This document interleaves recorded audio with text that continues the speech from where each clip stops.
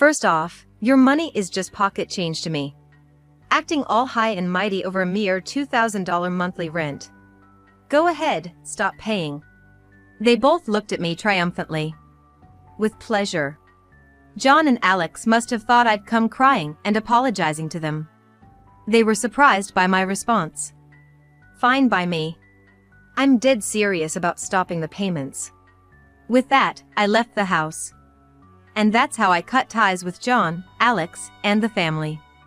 My name is Eleanor. I'm a 47-year-old. I married John 18 years ago. I met him on the dating site. I'm plain looking, short, and was nicknamed Sunfish as a kid.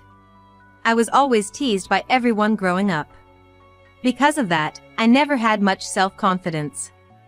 For me, with low self-esteem, marriage was a distant dream. John always looked down on me from the start. He never treated me to a meal, not even once. We often split the bill, and I often paid. Moreover, John was divorced with one child. Since it was my first marriage, my parents were strongly against it. But I never had the slightest intention of breaking up with John. It happened one day. While on a date, John proposed to me.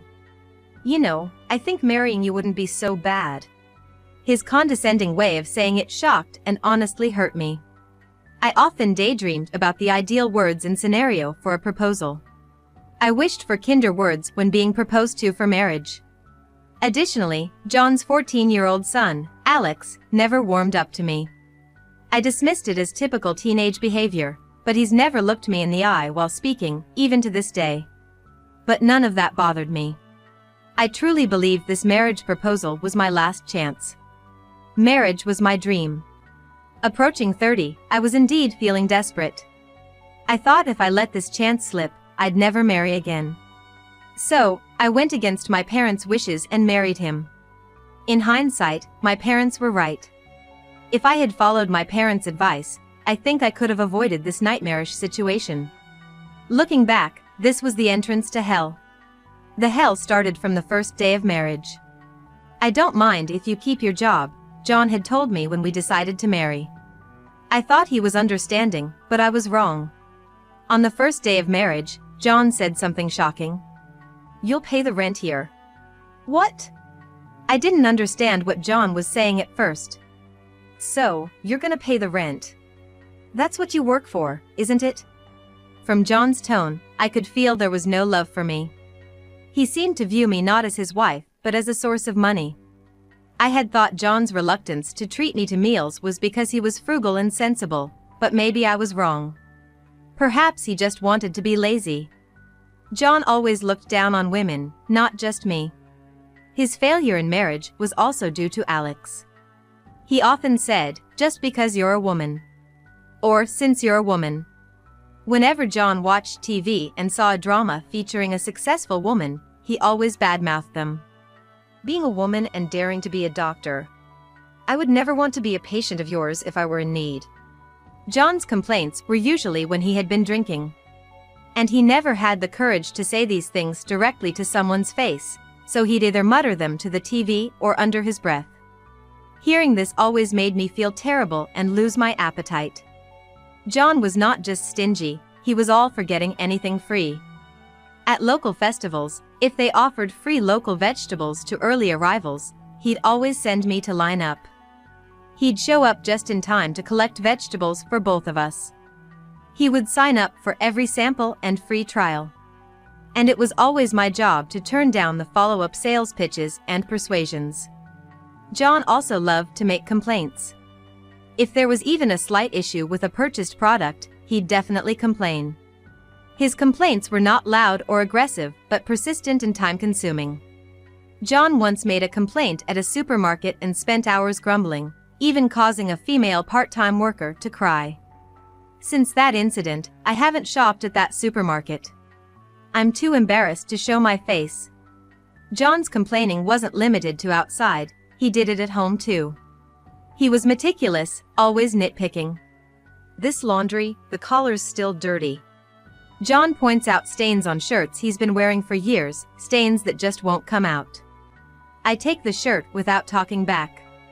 If I did, I'd be in for a long lecture. He also nitpicks about other things: dirt in the corner of the entrance, water spots on the windows, damp hand towels. Dealing with John's complaints, my day just ends. John is not just a complainer, he's also harsh with people. He treats me like I'm some sort of servant. Since we got married, any kindness John had towards me has vanished. While dating, there was little kindness, but he showed some concern for me. Now, he has no hesitation in his demands. Even in the middle of the night, he'd send me out to buy liquor, or if he ran out of snacks, he'd order me to make more. He doesn't care if I'm asleep in the bedroom. Even after midnight, he'd come to the bedroom and kick my thigh. "Hey, I'm out of booze. Go to the liquor store and get me some beer." And when I go, he'd then demand, "Make some snacks." So, I often go to work sleep-deprived. John drinks heavily. Because of that, he often calls in sick to work, hungover. When he drinks till he passes out, he won't get up the next morning. Even on weekdays, he's sometimes passed out. On those days, it's my job to call his office and say, he's sick and won't make it in. Once, when I forgot to call, John berated me. "Typical of you, not taking care of your husband when he's sick and just making things worse. If you're useless, at least don't cause trouble." He drinks heavily and then can't get up because of the hangover. His hangovers are all his own doing. But he acts like it's my fault. When John's sleeping off a hangover, I try to be as quiet as possible. Once, when I used the vacuum cleaner, he got so angry, he lectured me for 2 hours. Now, when John's home, I use a broom to clean. John usually drinks when he's at home, so I can hardly ever use the vacuum cleaner. John's lectures are long. This is because he repeats the same things over and over. This time, I had to apologize for about 2 hours continually. I was mentally exhausted from John's treatment, and it had become a habit for me to live in a way that wouldn't upset him. John would drink and lead a sluggish life. He cleverly used the company's policies to take time off. I was worried he might have been fired since he hadn't gone to work for so long. But when I expressed my concern, John muttered, "It's paternity leave." I was baffled about how he managed to get paternity leave for a high school-aged son. But I couldn't question it. John was skilled at interpreting the company's systems and policies in a way that suited him. He was self-indulgent, always finding excuses to take time off from work. He never did overtime or worked on weekends. He used up all his paid leave. Yet, he didn't plan family trips or anything. He mostly just lounged around at home, drinking. The most he'd do was go to a bar by himself. John's favorite phrase was, "I married you, didn't I?" Even if I didn't voice my complaints, if I showed dissatisfaction on my face, he'd inevitably say this. John could easily tell when I was unhappy. He was very sensitive about being seen in a bad light. This must be his way of navigating life. Our son Alex has handsome features and is popular among his peers. He brags about being scouted as a model. Like John, Alex is also harsh with me. He refuses to eat food he dislikes. Worse, if such food is on the table, he complains. Alex, too, complains persistently like John. Once, when I handed him socks that were inside out after washing, he complained for a week. Alex attended a public high school and his grades were above average. John didn't like spending money on anyone but himself and wasn't interested in Alex's education. He's going to have to work after he graduates from high school, John had declared. I wanted Alex to go to university when I thought about his future. I thought that without it, Alex might struggle in the future, so I decided to send him to tutoring. Knowing John wouldn't contribute, I decided to pay the tutoring fees from my income. However, this made our financial situation even tighter. John gave me some money for living expenses, but frankly, it wasn't enough. After months of trying to make ends meet, I asked John for more money. This request came after months of trying to make ends meet and realizing it was impossible despite all my efforts to cut back. John snorted and coldly said, If you can't manage with the money I give, you're a failure as a wife. Figure it out. That was the end of the conversation. I could only hang my head. In the end, I decided to pay for the rent, Alex's tuition, and our living expenses from my income and savings. Alex started going to tutoring and preparing for the entrance exams. At first, he wasn't keen, but I persuaded him about the ease of university admission and job prospects. Additionally, I managed the study schedule, printed past exam papers, took care of health management, and frequently communicated with the tutoring teachers. I also helped in deciding on the desired university and supported the study process. The university admission results were checked online.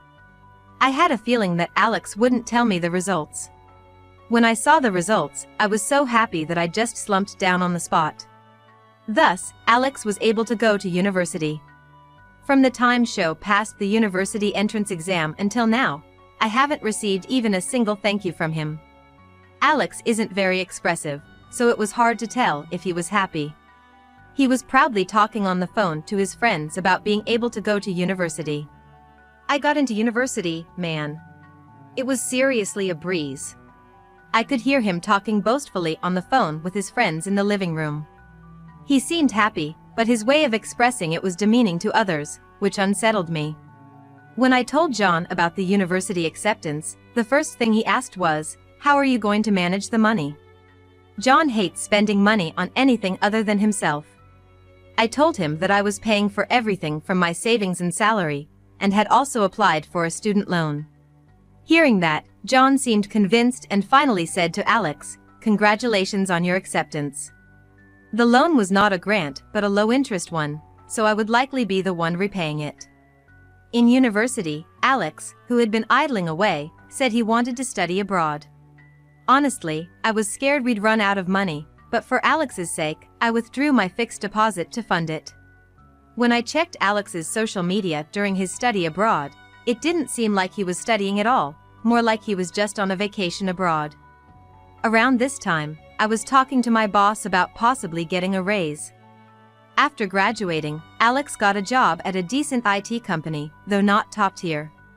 Incidentally, his study abroad brought no results. He still couldn't speak English. Alex began spending more time away from home, leaving me alone with John more often, making life even more suffocating. Alex introduced me to his fiancée. She seemed like a kind and quiet woman. She reminded me of myself somehow. I had a bad feeling. Could Alex be thinking the same as John? Maybe he's found his next source of income and a candidate for a servant. Then John bluntly said, "Alex and his wife will live here. You have no place here, Eleanor. Sleep in the storage room by the entrance." Hearing that, something in me snapped. Unbelievable. Do they even realize how much I've done for this family? I worked as they told me to, paying for everything from rent to living expenses and education fees. I had a faint hope that they might appreciate or acknowledge me. But all that was in vain. To think that they would say such terrible things to me. Alex and John looked at me in shock. "Do you know why Alex was able to go to college?" Alex, looking awkward, tried to smirk it off. I vented my anger on Alex. "Your father never planned to send you to college. I was the one who paid for it and helped you with your studies to get you there." "I didn't know that," Alex retorted, looking away. "Don't start with that now. When did I ever ask to go to college?" "That's right, nobody asked you to do it, Eleanor. You did it on your own." "How can you say that? You all just see me as a convenient ATM, don't you?" Alex snorted derisively. "Now you bring this up?" He looked down on me. "You're only good for earning money and supporting us, so don't get all high and mighty."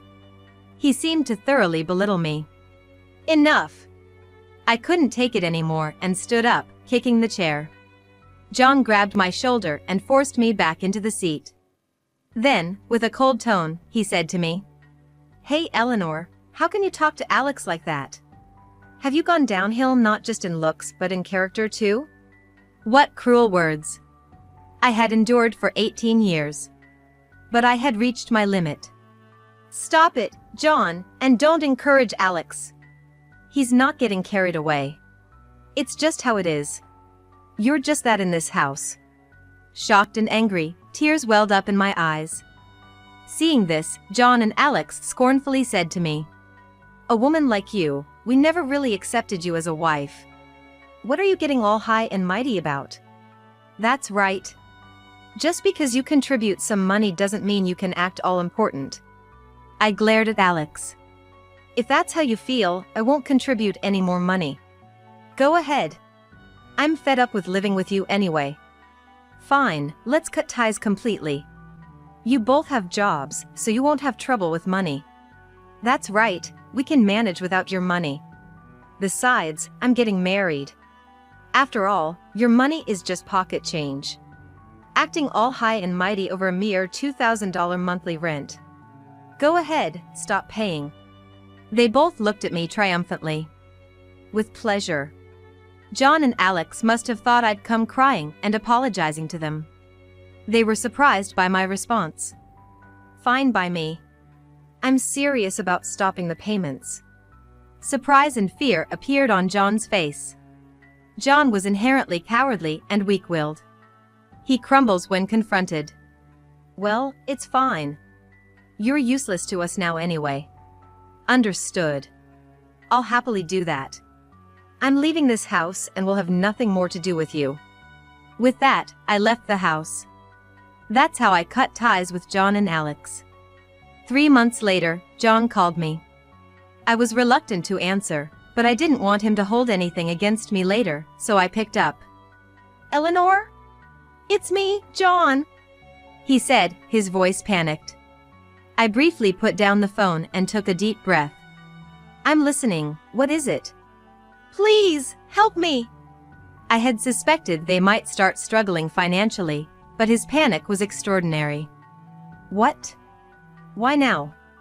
I thought I had cut ties with you all." I tried to stay calm and composed, even though my heart was racing. "Don't say things like that. We're really in a tight spot right now. Can you just pay the rent again, just for now? We're family, after all." We were still legally married, as the divorce proceedings were ongoing. The discussions hadn't made much progress, so I was talking to a lawyer about going for a court divorce. Legally, we were still a couple, but I saw no reason nor had the inclination to help this man. "What are you talking about? Who was it that called my money just pocket change?" "I might have said that, but I'm really in trouble now." John's voice quivered, sounding tearful. However, I knew this was just an act, his way of trying to worm his way back in. He was attempting to ingratiate himself with me again. "I was wrong before, I'm sorry. Please, we're in danger of falling apart as a family." Hearing his words, I could sense that John was indeed in trouble. I responded mockingly. "Oh, right. Alex got fired, didn't he? And now he's spending his nights at the police station." Alex had been caught embezzling company funds and was under police investigation. John seemed shocked. He seemed shocked, at a loss for words. After a moment, John managed to speak. "How did you know about that? More importantly, did you know Alex's company was recently acquired? The company that bought it is where I work." "What?" There was a sound of something dropping. Apparently, John had dropped the phone. John knew about Alex's arrest, but didn't know that my company had acquired his. I was working at a company making AI semiconductor chips, which decided to take over Alex's IT company. During the acquisition process, Alex's embezzlement came to light. Our CEO is strict about ethics and won't tolerate fraud. Immediately, criminal charges were filed, and most of the involved parties were arrested. The reason I started working at this company was when Alex wanted to study abroad. That's when I asked for a raise. The person who listened to me then was my manager. He was talented and had led several developments leading to patents. He told me he was about to start his own company. "I can't fully utilize my abilities if I stay in the current company," he often lamented. This manager invited me to join his new venture. The salary might be low initially, but we will surely succeed," he said passionately. I believed this person would definitely succeed, so I decided to change jobs without consulting John. In fact, at that time, I was not only avoiding consulting John, but also avoiding speaking to him altogether. I thought I could manage for a while with my savings and severance pay. Initially, the salary at the new company wasn't much. But as we obtained several AI-related patents, the company's performance soared. The CEO praised me for making operations run smoothly and for aiding in the smooth progress of development. I was often told by the CEO, "Without you, I wouldn't have been able to concentrate on development." Indeed, when the CEO focuses on development, he tends to neglect other aspects like company management and sales. I took on tasks like negotiating with banks and developing new business clients. Since we started as a small company, I had no choice but to do it myself. As development progressed, we expanded the company and hired more people. The company's growth wasn't just due to my efforts. The AI semiconductor developed by the CEO played a big part. The CEO told me my salary would increase, but I feared that if John found out about my sudden salary increase, he would exploit it. So, I kept my salary the same as it was at my previous company. Instead, I received company stocks as a form of compensation. Alex's wrongdoing involved inflating bills in collusion with a trading company. He made it look like the inflated charges were from an overseas company introduced by the trading company to avoid detection. He had been doing this for at least 2 years. The police are rigorously investigating him for other potential crimes. It was surprising that Alex could come up with such a scheme involving an overseas transaction, as it seemed too complicated for him to plan. The trading company claimed they did it reluctantly at Alex's request. I suspected there was a mastermind behind this plot. My gut feeling was that John might be involved. "You planned Alex's scheme, didn't you?" I asked John directly. John stuttered and fell silent. "No way, he did that on his own." "Really? He's been doing it for quite a while now. In a way, I think it's a remarkable talent." I taunted John to see his reaction. "Well, yes, but it's a crime. It's not right to call it talent. But using overseas companies might have been a smart idea." "So, you did plan it and had Alex carry it out." "Why would you think that?" "The part about using overseas companies wasn't reported in the media. The fact that you know about it means you were involved. You just revealed a secret." I could hear John grinding his teeth. "I'll report this to the police. Even if I don't, I think Alex will eventually confess." "Don't mess around. This is all your fault." John kept talking, but I hung up midway. I didn't want to talk to John anymore. After that, he called several times, but I ignored all of them. I understood that they were in trouble with Alex's arrest. But John had his own income. I couldn't fathom why they were so desperate for money. 3 months later, I got another call from John. I ignored it at first, but I needed to retrieve some belongings from the house, so I called John back. John said he wanted to meet because it was too much to discuss over the phone. I agreed and decided to visit the house. The next day, I went to the house where I had lived until. It was clear that the house had fallen into disrepair. Nothing seemed to have been maintained. The pathway to the entrance was covered in fallen leaves and stained with water spots. Even the doorbell didn't ring when I pressed it. Maybe it was broken. When I grabbed the doorknob, the door opened. It wasn't locked. As I stepped inside, a stale smell hit my nostrils. It was likely the smell of rotting garbage. They hadn't even taken out the trash. I called out loudly for John. After a while, a hoarse voice replied, and the door to the living room opened. I recoiled at the sight of the man who appeared. The man who appeared was emaciated, with sunken eyes, patchy and completely white hair. His complexion was unnaturally yellow. I stared at him, unable to recognize who he was. Then the man spoke. It was John's voice, to my surprise. Could a person change this much? John looked at me, his eyes widening. You seem different somehow. Do you think so? But this house has become quite neglected. John snorted and went back to the living room. I followed John into the living room and was shocked by what I saw. The room was littered with garbage. The room was littered with garbage, more like a trash house than just a messy one. John seemed unconcerned and sat down at the dining table. I attempted to sit too, but the table was cluttered with dirty dishes and glasses. Reluctantly, I carried the dirty dishes to the kitchen, which was also in a terrible state. The kitchen was also in a terrible state, but I chose to ignore it for now. After some tidying up, I sat down at the table and John handed me an envelope. It had a hospital's name printed on it. Curious, I looked inside and found a medical report. It was John's diagnosis. I've got hepatitis. John spoke weakly. He used to drink heavily every day. I thought it was only a matter of time before his liver was affected, and now he had developed alcoholic hepatitis. He probably couldn't drink anymore. And a full recovery might be difficult. I read through the medical report. It also mentioned diabetes. I looked closely at John's face.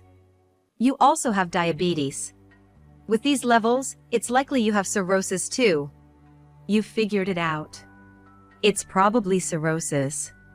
John said, looking down. Should you even be here? Aren't you supposed to be in the hospital? Yeah, I wanted to talk to you, so I snuck out. This might be another one of John's strategies. Showing me this filthy house instead of a hospital, trying to gain my sympathy. I could see his sly intentions. I don't feel sorry for you at all. You guys turned this house into this mess, and I don't live here anymore. John's face darkened. You've changed. You seem stronger. Failing to elicit my sympathy, he now tried to flatter me. I couldn't quite gauge John's true intentions. Then, John began to talk about what had happened in the past 3 months. He said they lived normally for a while after I left. Alex's fiancée used to come twice a week to do housework. But then, Alex had a falling out with his fiancée, and they lost all contact. John and Alex didn't understand why she suddenly stopped communicating. Of course, they didn't. I had contacted her and strongly advised her to cut ties with Alex. She moved out, changed her phone number, and now lives in an apartment run by my acquaintance. I didn't want Alex's fiancé to end up like me. I met with her several times, explaining how despicable John and Alex were. Thanks to that, she woke up to Alex's vile nature and cut off all contact with him. Pretending to know nothing, I encouraged John to continue. Then, the house quickly became filled with garbage. It was no surprise, as I had been meticulously cleaning and taking out the trash every day. John coughed hoarsely. It was a wet, unpleasant cough. I took a mask out of my bag and put it on my face. Then came Alex's incident. This was also discovered by my company's investigation. After that, John's salary was their only source of income. Still, John seemed unable to break free from his lazy lifestyle. I looked around the room. There were empty liquor bottles and beer cans everywhere. It was clear what kind of life he led. In the end, I stopped making payments.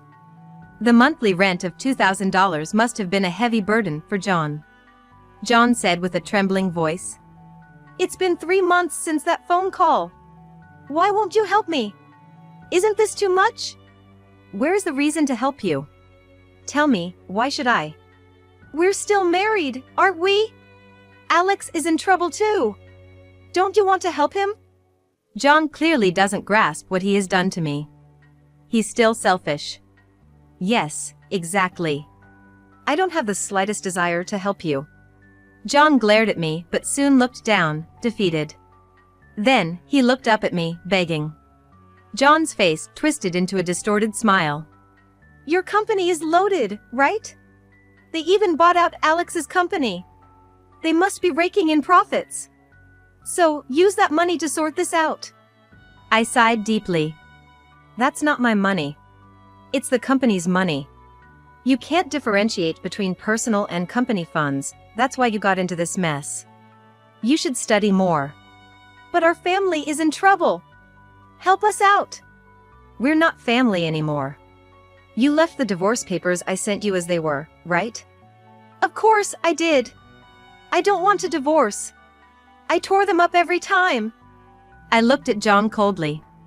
I've consulted a lawyer, and we're proceeding with a divorce through court. Normally, there would be mediation and discussion, but with the evidence of domestic violence and financial exploitation from John and Alex, I was able to take it to divorce court. John kept his head down, grinding his teeth. I said we're cutting ties. And you only contact me when you're in trouble. It's too convenient for you. We lived together all this time. I'm the one who married you. I hated that attitude. Always looking down on others but groveling before those stronger than you. You're the worst. That's too harsh. I've gotten sick. And it's an incurable disease. You could be a bit kinder to me. John looked up at me, trying to appeal with a pitiful face. There's no way I'll do that. You're probably just trying to sweet-talk me into being a donor for a transplant, but there's no way I'm doing that. John's expression vanished from his face. And you're going to be arrested by the police and end up in prison. You really told the police? John rose, pointing a finger at me. Of course I did. In the distance, the sound of a police siren could be heard. I stood up. John held his head, groaning inaudibly. I've cut ties with you. I have no intention of helping you. Pretending to be family only when it suits you. No matter how much you struggle financially or how miserable your life becomes, it has nothing to do with me. Go to hell, you scum. I left the trash-ridden house I had become accustomed to behind. John was arrested and received a guilty verdict. He's serving time in a medical prison. According to the lawyer, he's developed liver cancer from cirrhosis and doesn't have much time left. He'll likely spend the rest of his life in prison. I hope John reflects and atones for his sins. Alex confessed during interrogations that it was all John's plan. Alex tried to shift all the blame onto John. However, his contradictory statements were soon exposed, revealing his lies. The American police are quite capable. Given Alex showed no remorse, he received a severe prison sentence. His appeal was quickly rejected, and now he's incarcerated. Alex will have a hard time after release, with company repayments and alimony to his fiancée. He might even find prison more comfortable. Since standing up to John, I feel like a weight has been lifted off my shoulders. I'm out and about more for work, and at the president's suggestion, I switched from glasses to contact lenses. Meeting more people, I started paying more attention to my appearance. Realizing that my attire affects others' attitudes. I began frequenting department store cosmetics sections, a place I once avoided. Places I would never have visited in the past now feel different. Initially intimidated, I learned not only about makeup but also about speech and posture, realizing the importance of appearance. Now, I dedicate time to grooming myself. I've noticed men looking my way more often, a new and curious experience for me. I used to be the one who averted my eyes, but now it's a curious feeling to see others do the same. My company has continued to grow steadily, and I have been appointed as an executive. Recently, in an executive meeting, the president announced his desire to focus on development and his intention to resign. Amidst the commotion, he nominated me as his successor. Surprised at first, I received blessings from all executives. Since then, my life has been filled with unfamiliar tasks and a hectic schedule. My days are busier but much more fulfilling than before. Thus, I've regained confidence and am enjoying life to the fullest.